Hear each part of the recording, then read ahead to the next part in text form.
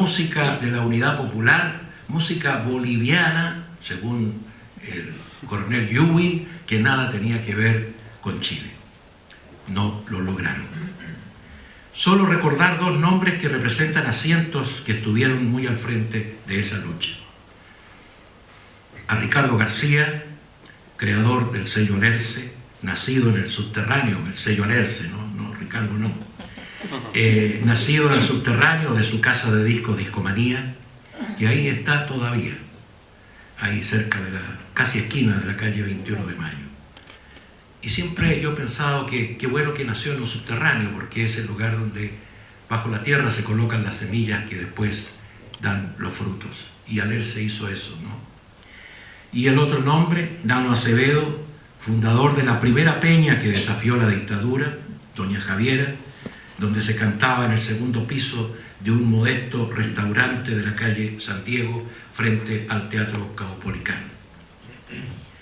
El libro de Carlos se lee con música de fondo, una cortina musical que da cuenta de su vida en Chile y de su diáspora. No puedo dejar de lamentar que el inicio de ella nos haya privado, estoy seguro, de un ferviente auditor y colaborador de nuestro canto que aparece en Radio Chilena en esos años, precisamente el año en que él parte fuera del país, 1976.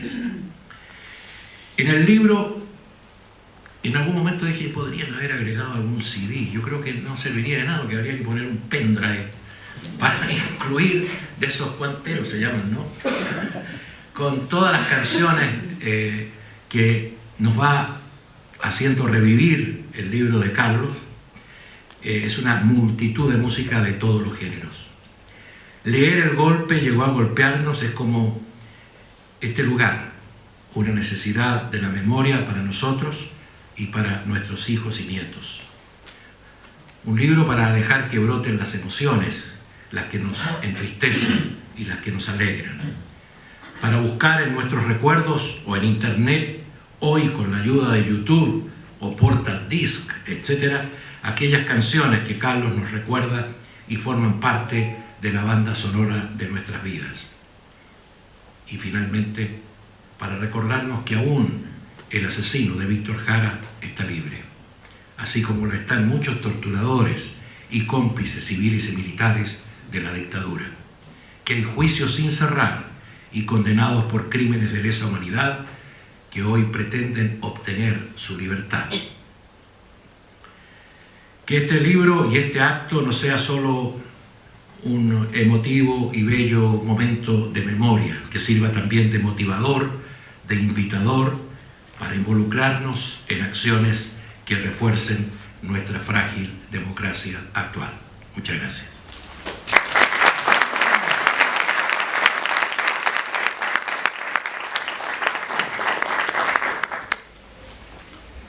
Bueno, es una suerte que Raúl Zurita estuviera en Chile para esta fecha. Viene llegando de Estados Unidos y Europa luego de ofrecer conferencias y lectura de su poesía en foros con especialistas estudiosos de su obra. Bastaría con presentarlo solo con su nombre. Sin embargo, en este acto y en este Museo de la Memoria no podemos dejar de destacarlo como uno de los poetas chilenos de primera línea que ha hecho del país, de su cultura, de su dolorosa historia de violencia y atropello de los derechos humanos, el rico territorio geográfico e imaginario de su poesía. Además, Raúl Zurita es un formador, uno de los intelectuales chilenos que con mayor entusiasmo se ha dedicado a la formación de nuevos escritores a través de sus charlas y talleres universitarios. Y la razón de su presencia en esta mesa: Raúl es un ex estudiante de la Universidad Técnica Federico Santa María, donde se conocen con Carlos. Se conocieron en el año 1971. Según entiendo, y a lo mejor ellos lo van a aclarar, Raúl fue ayudante de Carlos en la asignatura de física y al mismo tiempo su profesor en el taller de literatura. ¿Está bien? No hay duda que se trata de ingenieros muy especiales. La palabra de nuestro Premio Nacional de Literatura y desde ayer Premio Iberoamericano de Poesía, ingeniero por añadidura, Raúl Zurita.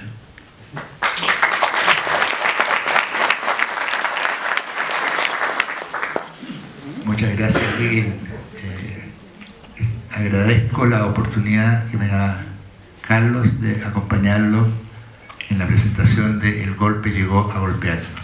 Agradezco a la editorial Brill que haya publicado este libro y agradezco al Museo de la Memoria, nuestro entrañable lugar de encuentro, de recuerdo, de dolor y también de esperanza que nos acoge en esta ocasión. El libro de Carlos es para mí absolutamente conmovedor por muchas razones. Primero, es un libro. Un libro tiene que estar bien escrito. Este libro está escrito como los dioses. O sea, esa es una primera condición técnica básica. O sea, lo que se le pide a un pianista es que sepa tocar el piano. Aquí el piano está maravillosamente bien tocado. Además, con el sentido musical de Carlos, es un privilegio realmente leerlo. Es un gran libro, independiente, nunca va a ser independiente de su tema, pero es un gran libro, es un libro extraordinariamente bien escrito. Cosa que no es común dentro de los ingenieros, y no solamente dentro de los ingenieros. Entonces, realmente felicitaciones. Y lo otro, porque realmente con el trasfondo de la música, con el trasfondo de la esperanza, de los sueños, se tejió una historia en ese lugar particular, que era la Universidad Técnica Federico Santa María, que tenía mucho de escuela, de colegio, que tenía un gobierno absolutamente paternalista, autoritario, una universidad donde la familia Edwards tenía una injerencia profunda, y donde cuando yo llegué, el año 1967, tenía acá de cumplir 17 años, estaba prohibido hacer política como en los tiempos mejores del fascismo. Entonces nos reuníamos, lo que llamábamos el MUI, Movimiento Universitario de Izquierda, clandestinamente en salas en la noche, en salas de la universidad. Y nos reuníamos de forma absolutamente clandestina porque estaba prohibida la actividad política. Ese fue el clima en el cual yo llego el año 1967. Y en estas reuniones, lo que se forma el movimiento Universidad de Izquierda, se empieza a producir rápidamente una especie de polarización donde el terreno de disputa eran los estudiantes, la ECU, estudiantes católicos, y este movimiento Universitario de Izquierda, que muy luego pasará a ser juventudes de distintos partidos. Yo personalmente pertenecí a la juventud del Partido Comunista. El año 1967 se produce conmigo una polarización muy increíble. Comienza la huelga, por la reforma universitaria en la Universidad Católica del Paraíso, y a las 2 semanas, que fue antes de la Universidad Católica de Santiago, fue realmente absolutamente pionero, y a las 2 semanas hay una toma, los estudiantes que no podían hablar de política se toman la Universidad de Santa María, y en una huelga que será la huelga más larga estudiantil que hubo en Chile. Una huelga que duró 8 meses, que atravesó las vacaciones de verano, una universidad tomada por 8 meses, donde no se rayó ni con lápiz un muro, se mantuvo la universidad absolutamente impecable, además una universidad muy bella, y que era precisamente para lograr cuotas de cogobierno universitario. Y eso que finalmente se comenzó a lograr. Y hubo un cambio de rector, y se retoma, como digo, y hubo entre medio una huelga de hambre, que creo que fue, si no me equivoco, la primera huelga de hambre que hubo en Chile. Y fue una huelga de hambre que participamos como 7 personas, y que fue en la Plaza de la Constitución, frente al Palacio de la Moneda, donde las conversaciones en la época de Frei eran con Bernardo Leighton, que era una muy buena persona, y que quería realmente ayudar, pero que no podía. Pero un tipo realmente generoso de verdad. Entonces, ese es el marco, yo diría, en que se inicia este libro. Como digo, da cuenta de una vida, de sus consecuencias, y da cuenta de un trasfondo cultural, de un trasfondo histórico, de un trasfondo musical, por supuesto, y que se proyecta sobre un grupo no numeroso, éramos pocos, un grupo pequeño de personas, donde teníamos todos la absoluta manía del sobrenombre. O sea, no había nadie que no tuviera un sobrenombre. Absolutamente impresionante. El caso del Cacle, todos teníamos sobrenombres, y que nos juntábamos a la hora del desayuno los que se levantaban, y a la hora del almuerzo los que llegamos una buena parte realmente nos levantábamos para almorzar, en una vida que era muy autocontenida, porque era una universidad que tenía un pensionado de estudiantes y que era bastante autosuficiente, en el sentido que se podía vivir allí. Durante los domingos habían películas, espectáculos en el aula magna, y nosotros, los estudiantes, éramos todos muy pobres, o la gran mayoría, pero pobres, y nos íbamos, y muy fumadores. Entonces nos íbamos al aula magna, cosas que son muy precarias, nos íbamos al aula magna a esperar que el tipo entrara en las películas para quedarnos con las cortes de los cigarros.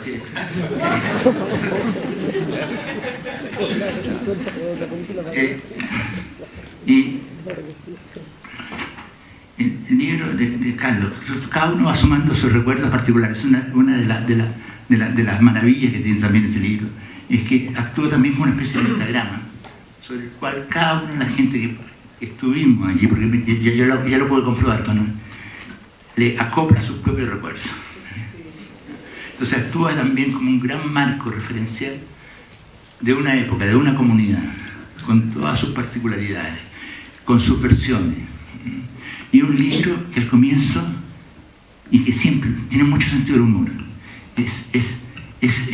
tenía el sentido del humor que tenía esa época.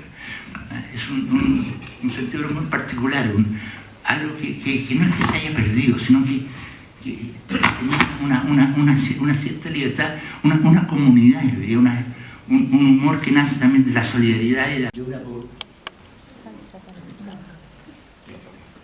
de una pobreza, que era una pobreza que no era miseria, y que siempre recordaré, y será con ese ejemplo, que es 1000 veces preferible una sociedad pobre, no miserable, pobre, pero en condiciones de justicia e igualdad, que una sociedad rica con las infinitas desigualdades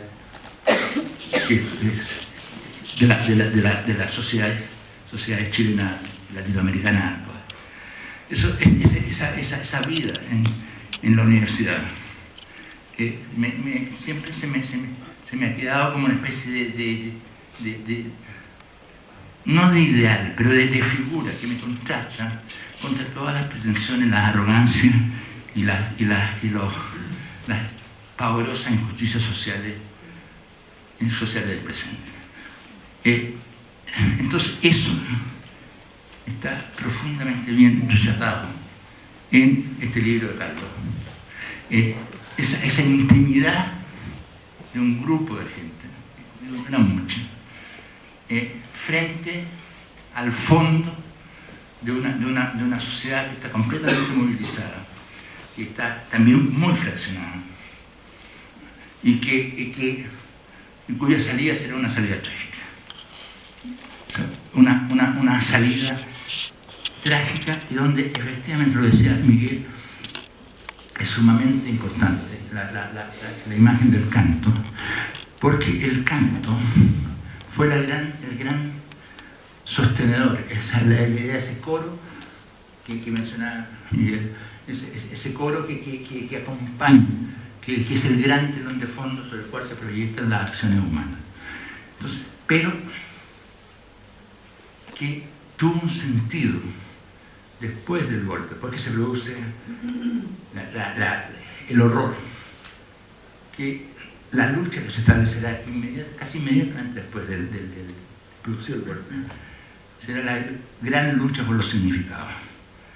¿Sí? Los significados de la palabra patria, de la palabra Chile, de los paisajes chilenos, la cordillera de los Andes, los símbolos, era el significado que quería dar el fascismo a través de los militares, o el significado que había construido el pueblo de Chile a través de Víctor Jara, de Violeta Parra, Pablo Neruda, Gabriela Mistral, de Pablo de Roca, Vicente Huidobro.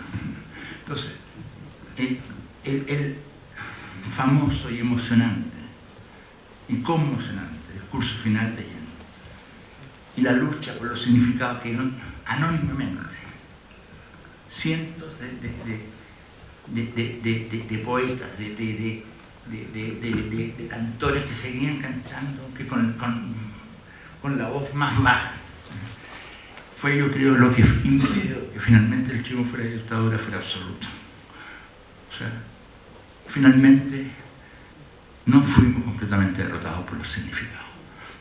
Y creo que esa lucha que se dio en el exilio, que se dio internamente, es lo que en el fondo lo que está retratando este libro ejemplar, que además ilumina por primera vez una zona de esa historia que creo no había sido tocada con la profundidad y con la amplitud que toca el libro de Carlos, que es Valparaíso.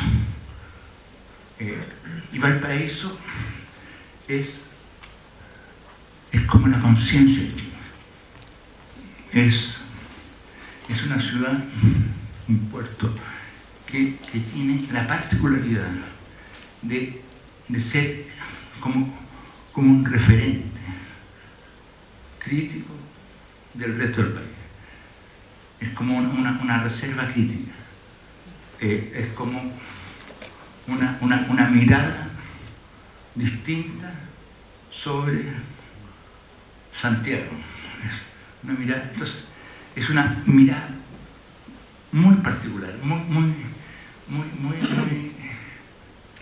muy singular, que no es la mirada del resto del país. Cada zona, por supuesto, cada ciudad tiene un discurso, tiene un punto de vista, pero Valparaíso tiene ese punto de vista, esa especie de chauvinismo de ser Valparaíso, y ese orgullo que sienten, o amor que sienten los habitantes. Es algo que en Santiago nunca se experimenta, o se ha experimentado muy poco. Santiago efectivamente es una ciudad muy poco poetizada, muy poco cantada, muy poco celebrada, a diferencia, bueno, de Buenos Aires y a diferencia de Valparaíso.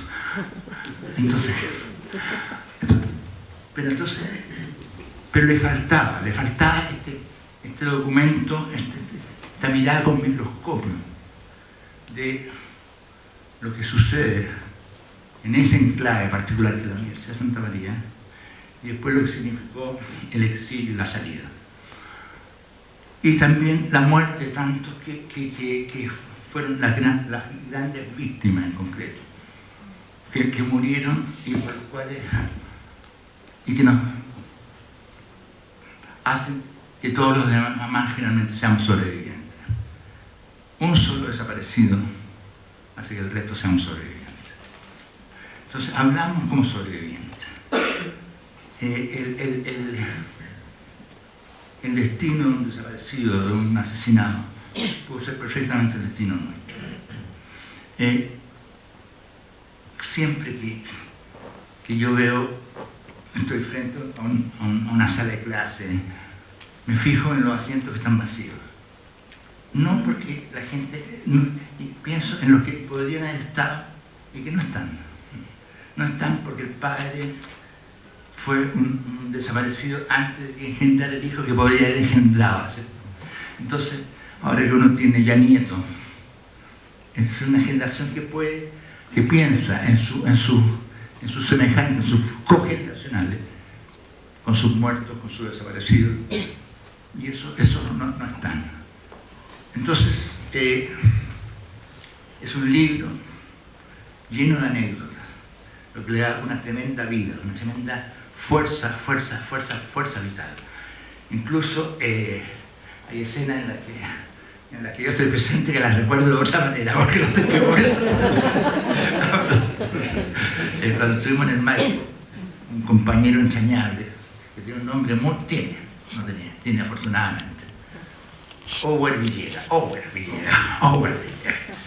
Le cantábamos siempre cuando apareciera, cantábamos Ower Dan.